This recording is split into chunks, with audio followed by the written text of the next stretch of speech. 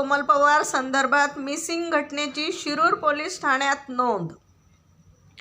फिर्यादी अनिता पवार यांनी दिलेल्या माहितीनुसार त्यांची सून कोमल पवार वय वर्ष 30 ही दिनांक 15 फेब्रुवारी रोजी सकाळी 10:30 वाजण्याच्या सुमारास कुरुळी तालुका शिरूर जिल्हा पुणे येथील राहत्या घरातून बेपत्ता झाली आहे।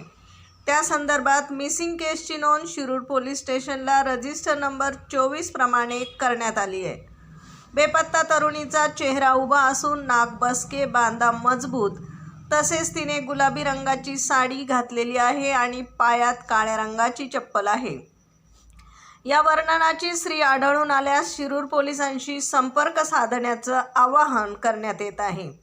पुढील तपास शिरूर पोलीस स्टेशनचे प्रभारी अधिकारी पोलीस निरीक्षक केंजळे आणि तपासी अंमलदार गवळी करीत आहेत।